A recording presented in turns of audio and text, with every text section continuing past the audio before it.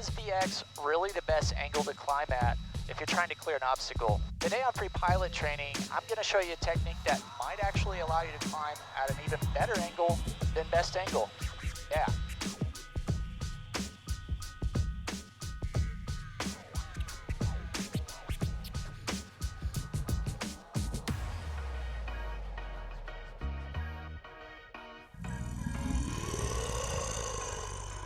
Welcome to Free Pilot Training. I'm Josh, and this is my friend Seth Lake. What's up, guys? The other day, we were talking about the best way to climb out over an obstacle. Now, I was telling Seth that I know what I'm supposed to teach, but I don't actually believe that just pitching for VX is always the best way to clear an obstacle. So, I was telling him what I like to do if it looks like I'm not going to clear something at the end of the runway. And to my surprise, he told me that this method was actually something pretty common back in the day with heavy underpowered aircraft. It's called the thrust bump takeoff or a zoom climb takeoff. In this video, I'm renaming the takeoff method, and I'm going to call it what it really is, the energy management takeoff. I wanted to call it the Free Pilot Training takeoff, but Seth said he's been doing these way longer than me, so we compromised. I like the energy management takeoff. I like that. How about that? Fair enough. Now, in just a minute, we're going to compare a standard short field takeoff and the energy management takeoff in this Piper Arrow. Then we're going to see which one we get better results with. But before we do that, let's take a closer look at the energy management takeoff. When it comes to flying, if you ever get yourself into a dangerous situation, there are three things that are important in order to survive: airspeed, altitude, and brains.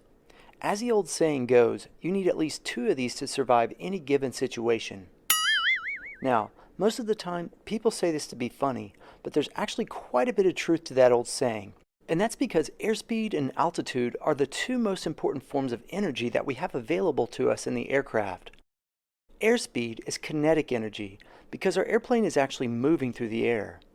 And we can increase this energy by increasing the thrust from our propeller or pitching down and letting gravity do all the work. In addition to that, the less drag we have on our airplane, the more airspeed we can produce, and the faster we can produce it. So, pitching down can allow gravity to increase our kinetic energy, or our airspeed. So the more altitude we have, the more kinetic energy that we could potentially produce. That's why we consider altitude potential energy. Altitude gives us the potential to create kinetic energy. Now, I don't want to take away from thrust and drag, which are extremely important tools for energy management. But I want to focus on what is probably our most important tool for trading potential energy for kinetic energy and vice versa, the elevator. By using the elevator, we can pitch the nose of our airplane down and build our airspeed. That potential energy from altitude is easily changed to kinetic energy from gravity. And the more altitude we have, the more kinetic energy or airspeed we can produce. With that in mind, we can also use the elevator to trade kinetic energy for potential energy. In other words, we can also trade our airspeed for altitude by using the elevator and pitching the nose of our airplane up. The more airspeed we have, the more potential energy we can produce. And that means we can climb higher and faster. Now, the thing we need to be careful about though is drag. You probably remember looking at this chart, and as you can see, induced drag increases exponentially as the airplane slows down.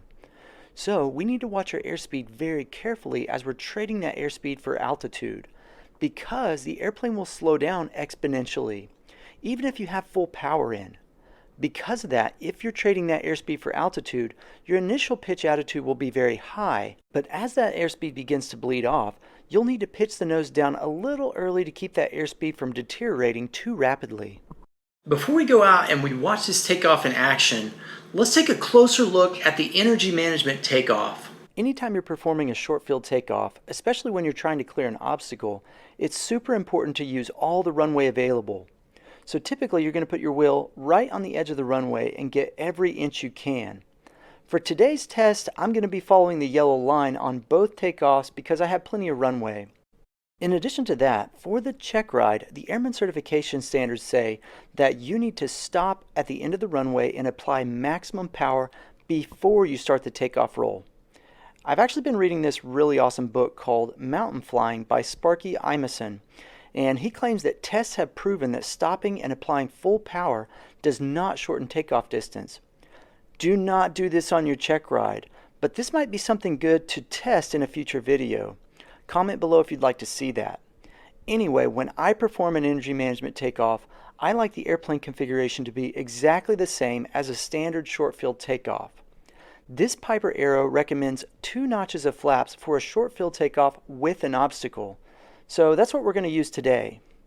The takeoff starts just like any other takeoff, but as we reach our rotate speed, we only lift off enough to get the airplane into ground effect, which is going to keep our drag as low as possible. This allows the airplane to build up airspeed, and then we pitch up and use that elevator to trade airspeed for altitude. Now, if you decide you want to practice this with your CFI, I personally recommend reaching 145% of your airplane's power off stall speed before you pitch the nose up. And that basically just protects you from an accelerated stall up to 2 Gs. By the way, I'm not recommending that you do a 2G pull when you do this takeoff. All I'm saying is with that additional airspeed, if you pull back just a little bit more than normal, you're going to notice a tremendous difference in the climbing ability of your aircraft. In this video, I'm keeping it at 1.5 Gs, which is more than enough to demonstrate my point. With all that additional airspeed, that allows you to pitch the nose slightly higher than normal. And ultimately, this allows the airplane to climb at a steeper angle. Yes, you might have traded some runway to gain that kinetic energy, but in most cases, that steeper angle at the end can allow you to clear an obstacle that VX alone may not have done. Now, as the airspeed bleeds off, we do want to target VX if it still looks like the obstacle is going to be a factor. And that's because the VX airspeed gives us the best angle while still giving us a stall buffer. And as we're getting close to VX, you have to pitch down before you reach it, because remember, airspeed deteriorates exponentially because of induced drag. Now you might be wondering why I wanted to make this video, because it might seem like this takeoff is a little bit risky. And while there are some risks involved, you've probably all seen videos like this where the pilot does a standard short field takeoff and climbs at VX and still barely clears the trees. I almost pinched off a rosebud just watching this video. But here's what a lot of people don't think about. Just because you have a nice 10-knot headwind down here does not mean you have a 10-knot headwind up here. The wind is almost never coming out of the same direction on the surface as it is at altitude. Because of this, if you get yourself into ground effect and you build up your airspeed a little bit, you can use the aircraft's momentum to climb in addition to that added lift that is created by the wings. And these are powerful tools. In addition to that, the angle of climb with that added airspeed is steeper at the end. And that could be the difference in hitting that obstacle or clearing that obstacle. Now, I practice this method with higher airspeeds so I can have a safety buffer for an accelerated stall. But in reality, if you build up just a tiny bit more airspeed after you rotate and then you gently raise the nose to just above the VX pitch attitude, you're not really going to pull very many Gs, and you're still going to notice a huge increase in the rate at which the airplane climbs. Because of that, this technique can be really handy to keep in your hip pocket if you get airborne and VX is not producing the climb you think it should. If there are obstacles at the end of the runway and you're climbing at VX, you're going to be able to tell if you're going to clear them or not.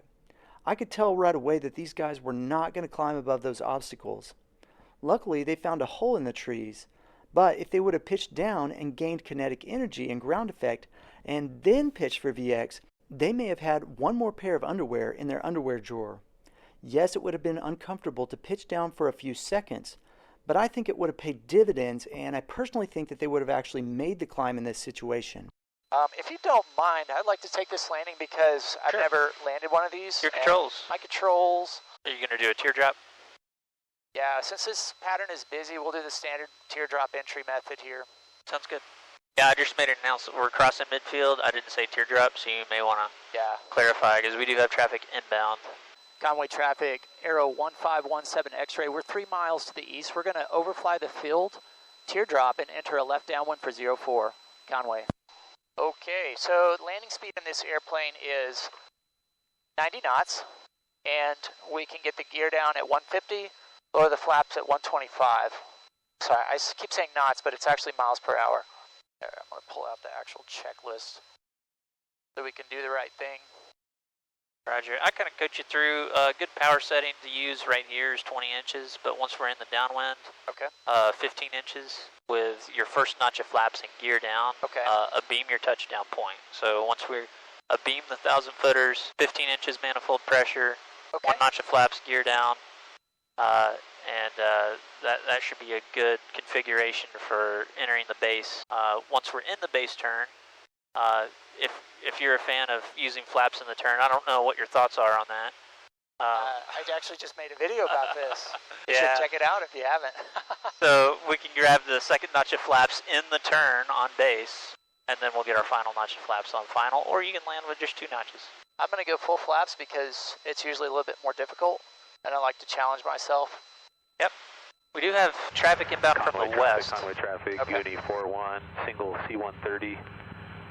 Flying to the northwest of the airfield. We'll stay north of the river. We're at 300 feet AGL. Conway traffic advice.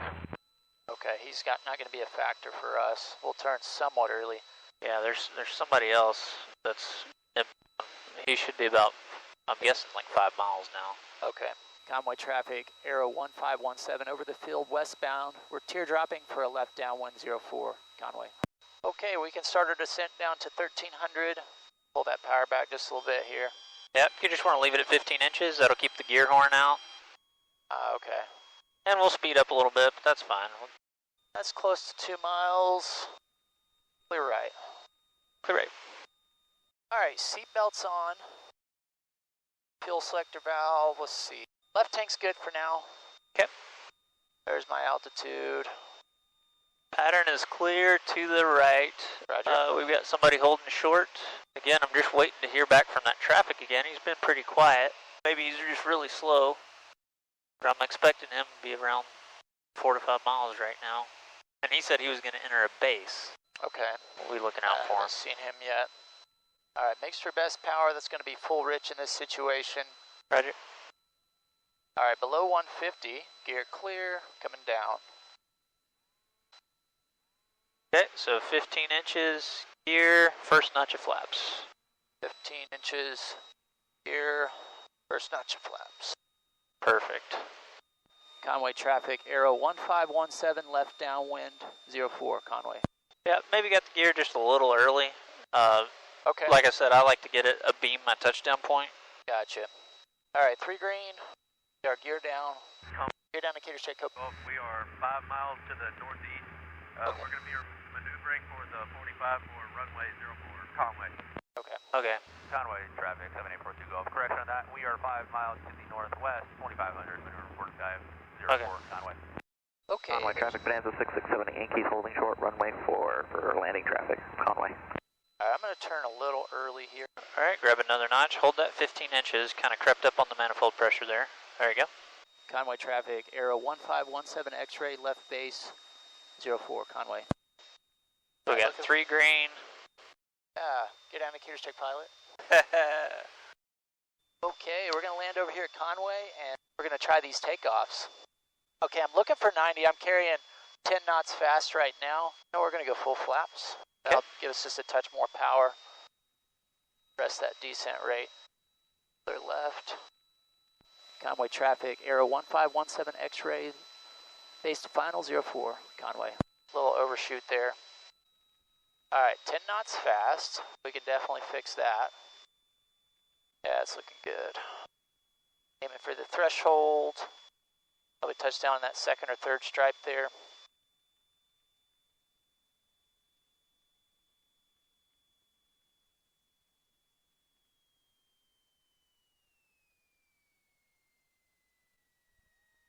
Beautiful. Hey, I can land this plane. Conway traffic, Bonanza 6678 Yankee is lining up on runway 4, Conway traffic. Okay, so first things first, let's try the standard short field takeoff so we can see what kind of performance we get out of this aero if we climb at VX. Okay, so what we're going to do is I'm going to do the takeoff, and as we cross the threshold, I'll be able to see the taxiway from my side. I'll call out into the runway. If you can call out the altitude, and we'll write that down, and we'll get a good number. And what I'm going to do is I'm going to pass the controls off to you dirty, and that way I can talk about it a little bit as you're cleaning up, and then we'll come back into the pattern, and then we'll try again for the other takeoff. Okay, Just perfect. a good CRM, because we're kind of working as a team today, and this is a complex airplane, so got to make sure we cover all our bases for that. Okay, I'm ready to take the aircraft. All right. Well, you can go ahead and set the flaps real quick while you're taxiing here. Flaps are coming in. We're doing 2 notches. Yep, 2 notches of flaps. There you go. And we're going to do a rolling takeoff on both. That's correct. All right, not a static. This will be a rolling takeoff on both. I'm going to keep the yellow line to try to make it a fair takeoff. Flaps 25 on both. Once we're clear, we'll raise the gear. I'm going to pass it off to you dirty, just so we get a good test to the end of the runway. Normally you'll raise the gear when you're out of usable runway in a small plane, single engine plane like this, but for our purposes today, I'm going to pass it off to you dirty after we clear the runway. Perfect. All right, you ready for it? I'm ready. Controls, your controls. My controls. All right, doors and windows locked and closed, mixture, best power. All right, we're closed and locked over here. Roger, prop full increase, fuel pump is on. Finals looking clear. Yep, we're clear. The Sundowner is the only one in the pattern, and full stop sounds like. Conway traffic, Aero 1517 X-ray, taking runway 4 for closed traffic, Conway. All right, finals clear. Made the radio call. As we get straightened out, we'll put the power in. Alright, feet off the brakes, full power. Power set. Oil pressure, oil temps. Airspeed's coming alive. There's 65. There's 65, we'll rotate. And now we're looking for 85 miles an hour. I pitch down just a little bit to get that 85 miles an hour. Now I'm just going to climb at 85 miles an hour. See what our altitude is going to be at the end of the runway here. Once again, we're intentionally staying flaps down. Even though we're clear of all obstacles, we're staying gear down. Just for the test, to make it a fair test for both takeoffs. But normally we would have been cleared the obstacle and done both. Climbing out of 85, 85. And ready, pack. Okay, we're about 500 and we'll call it 590 feet. 590 feet, your controls. All right, my controls. 590 feet, I'll write that down here. 590 feet for and that's just a normal standard VX takeoff, so a short field takeoff, clearing an obstacle. And at the end of the runway, we were at 590 feet. Now before we do the energy management takeoff, I do want to mention that this technique requires us to briefly pull some G's, and because of that there's an increased risk of an accelerated stall. Because of that we're going to be monitoring our load factor and trying to keep it right at or below 1.5 G's when we start the zoom climb.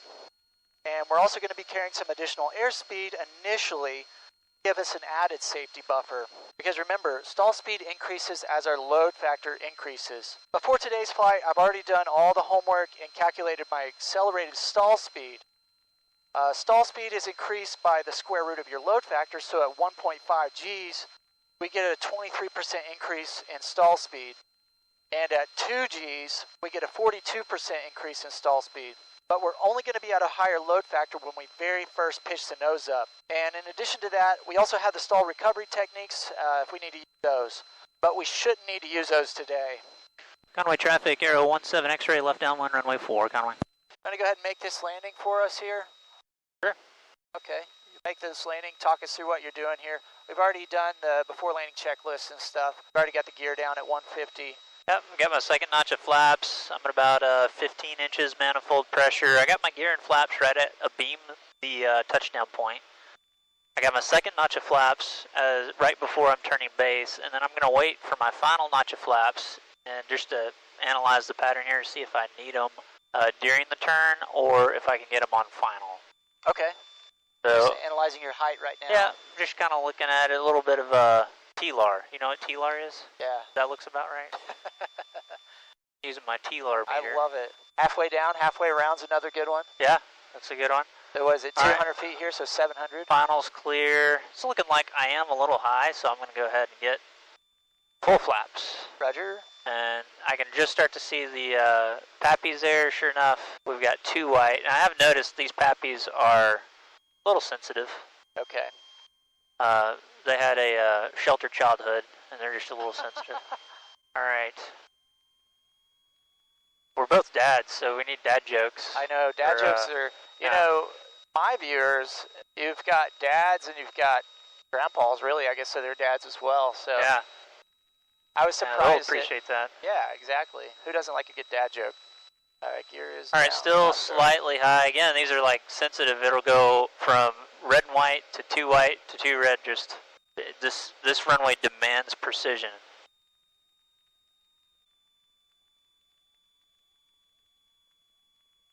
All right, airspeed's looking good.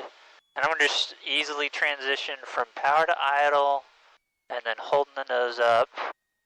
Floated a little bit past my touchdown point. A nice easy touchdown on the nose, nice slow airspeed. We don't have to yard on the brakes to get clear. Yeah, that was good. Yeah, just floated pretty bad on that one. Yeah, which is kind of weird because you were like slightly, oh, you weren't really slow. The speeds were pretty good. Yeah. I just, I did start my flare a little higher than the last landing, so I noticed that. That could have been it. Now let's go try the energy management takeoff and see what the difference is. All right, flaps, fuel pump, lights. Okay. In addition to the higher stall speeds, one other thing that you should consider when using this takeoff is a somatographic illusion. Let's talk about that for just a minute. I bring this up because there are times when the energy management takeoff may not be the best choice because it could potentially cause you to get spatially disoriented. A somatographic illusion can occur anytime your body accelerates or decelerates. When your body is in motion, the hairs of your inner ears feel the relative movement of your body. Oh wow, that's the outer ear and that's just gross. Anyway, those little hairs inside your ears stand upright when your body's either standing still or if you're flying straight and level and you're not speeding up or slowing down. Now, when your body accelerates, because your airplane is speeding up, those little hairs are tilted backwards. And this feels exactly the same as your head being tilted back. So as your speed down here in ground effect increases, it may feel like you need to push the nose over because it feels like your nose is pitching up. Usually, this is not an issue because you can look outside at the runway and see what you actually need to do. The real problem occurs when you're slowing down at the top of your zoom climb. As your body begins to slow, those little hairs are telling your body that the nose is pitching down. So the temptation is to continue to pull back even more, which could potentially get you into a stall. Now during the day when the weather is clear, this is not a problem. You can just look outside and see what you actually need to do. But if the weather is poor or the visibility is bad or it's dark outside, you could very easily get yourself spatially disoriented and pull back into a stall spin situation. Do not try this takeoff at night or in the weather. You're just asking to get spatially disoriented if you do that. Okay, I can take over. My controls. Your controls. My controls. All right, so now we're going to try the energy management takeoff. As I mentioned before, we're going to be doing the same thing. I'm going to intentionally keep the flaps in and the gear down just so we get a fair test of the difference in these two takeoffs. So once again, I'm going to rotate at 65 miles per hour. And what I'm going to do is I'm going to speed up to 95 miles an hour because what that does is that gives me a stall buffer because what I'm going to try to do is I'm going to try to touch 1.5 Gs. And that, if you can have your iPad up there and just kind of call out if I'm getting a little above that. We have a stall buffer of up to 2 Gs, but with the accelerated stall. But just I want to cover all my bases today to make sure that we're going to be safe when we do that. The more you know about accelerated stalls, the better in these situations. So it's a good idea to look at those numbers as far as accelerated stall. If you want to keep this in your hip pocket, this is an excellent technique. But it's also, you also have to be smart about it. So you're going to begin your climb out at what speed? I'm going to rotate at 65 miles an hour. Okay. And then I'm going to stay in ground effect until I hit 95 miles an hour. Right. And then I'm going to pitch up and allow my airspeed to bleed off until I hit VX, which is 85 miles an hour in this airplane. Okay. And typically what you'll find is that because of induced drag, airspeed deteriorates almost exponentially, so you kind of have to lead that turn or lead that pitch down because you're level off. Exactly. Or not level off, but pitch down, like you said. Exactly. All right, so we got seatbelts on, flaps at 25, mixture best power, throttle full, fuel pumps coming on. We'll get the landing and taxi lights on. We don't need the pitot hit today. Final is clear. Ready to go? Ready. All right, doors and windows are closed and locked. Conway traffic, Aero 1517 X-ray taking 4 for closed traffic, Conway. Okay, we'll see if my theory is correct. What do you think is going to happen? Gonna be higher or lower? I think it'll be very similar. You think it's gonna be very similar? Yeah. Alright. Lining up. Power's coming in. Power's set. Power checks. Oil pressure's in the green. Airspeed's coming alive. There's my 65 knots. I'm gonna rotate and I'm gonna stay right here in ground effect. There it is. Oh, sorry, wait just a little bit longer here. I messed that up just a little bit. Get back down. 95. Now we'll start the climb. Okay, that's pretty good. 1.5. Alright, now I'm pitching for VX. And we're going to see where we are at the end of the runway here. Pitch down just a little bit to capture VX. I'm getting a tiny bit slow. And ready, pack. What do you call that? We were 640 feet. Okay, your controls. My controls? Your controls. Alright, so it's dirty. 640 feet. So, we've got a grand total distance of 50 feet.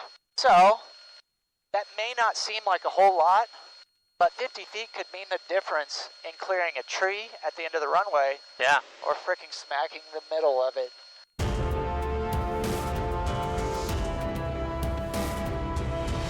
So here's what I'm going to do. We're going to take off. We're going to go do my engine failure video. But what I wanted to show maybe your viewers is how I would do this in the Aero if we were actually at like Centennial in the summer. Okay. Let's say we have a 9,000 foot density altitude. At full power, my engine's only going to make around 20 inches of manifold pressure. So I'm going to set 20 inches of manifold pressure. I'm going to get airborne with 1 notch of flaps. I'm going to, as soon as I hit about 85, I'm going to get the gear up. And I'm going to hold it in ground effect all the way until almost the end of the runway. I'm going to build up as much excess airspeed as possible before I start my 1.5G pull up to a climb attitude. Yeah. And what I'm doing there is the obstacles for this airport are surveyed as beginning at the end of the departure end of the runway you're taking off from. Got you. So as long as you're crossing the departure end at around 50 feet, you're meeting that whole climb profile. Yeah. 35 feet at civilian airfields. Right. And so minimum. if you think about your 200 feet per nautical miles, your standard climb rate, as long as we can maintain that, and we'd have to, you could go on the chart and see at 110, because we're going to be around 100 to 110, hopefully, by the end of the runway, at how many feet per nautical mile we're doing then. Yeah. You know, because that drives up any climb requirement. Yeah. Right? In terms of VSI. So in other words, if it says 300 feet per nautical mile and I'm at 60, well, that's 300 feet per minute. But if I'm at 110, that might be 500 or 600 feet per minute. Yeah. I don't know the math off the top of my head, but you kind of get what I'm saying there. So what I'm going to do to simulate being in Colorado is I'm going to only go up manifold pressure to about 2,200 RPM. Okay. Or 22 inches. What's different now is I won't be at my full RPM setting using this method. So it's not a complete apples to apples comparison. Gotcha. But it is very close. And so only try this at home, kids, with a good CFI that knows what they're doing. And it's preferably at an airport like this that doesn't have any obstacles. But we're going to simulate basically that we're at a high density altitude field. So I got my flaps, lights, pumps. We're good for takeoff. Finals clear. Good to go? Ready to go. And then we'll see how this works out. So this would be a true high density altitude takeoff. Conway traffic, Aero 1517 X-ray, taking off runway 4 for closed traffic, Conway. Thank you. I don't know why they put the comm over here. I know, they just put it where it fits in this plane. Alright, so it's almost like a soft field. As soon as I line up, I'm going to go full power. Which, oops, went past what I was aiming for. About 22 inches. So there's my reduced power takeoff. Again, simulating that we're like Colorado. So there's 65. Nice general rotation. Okay. Okay, I'm in ground effect. Accelerating, good speed. I have usable runway, but I want to get rid of that drag. Yeah, especially if we're low performance. So gears coming up. All right, gears up. You can see my acceleration's doing really good now. I'm at 100. And then there's 110. And now I'm going to start my climb. And I'm going to try to climb out at about 100 and see what we're doing. You can see we're doing 500 feet a minute. Yeah. But I could climb out, again, do kind of that zoom climb or the energy management takeoff, and I saw 1,000 feet a minute. And notice that we're past the departure into the runway, but we're still maybe 50 feet lower than we would have been. And the other thing is that you have energy available. That is the most important thing right there. You have energy available. If you see something, you could potentially pitch up and trade that energy for altitude. Exactly. As you can see, the energy management takeoff has its advantages. Probably the reason that instructors don't teach this method is because there's a slightly higher risk of an accelerated stall. And if you're in the weather, you can also be susceptible to something called the somatographic illusion, and that can make you get spatially disoriented. With that in mind, there have been a handful of times when I was doing a takeoff or a touch and go and the airplane wasn't climbing like I thought it should at VX. Instead of sticking with VX and hoping for the best, I simply transitioned to the energy management takeoff by pitching the nose down and allowing it to build up airspeed. Then I traded that airspeed for altitude. A situation like this could be caused by a tailwind gust that you weren't expecting, wind shear, or you can even use it when the airplane isn't making as much power as you think it should be. Remember, if you have airspeed, you can use that to your advantage to trade that airspeed for altitude, and that can be a real lifesaver in a dangerous situation. If you enjoyed this video, Seth and I made another video today that I think you're going to like as well. It's called, Will You Know When Your Engine Fails? In this video, we talk about, will you know when your engine fails? That sounds crazy, but I think watching this video, you're going to understand how hard it is to detect a failed engine. So check it out. All right, you guys, you can watch that right here if you want. Smash like before you head over there. See ya.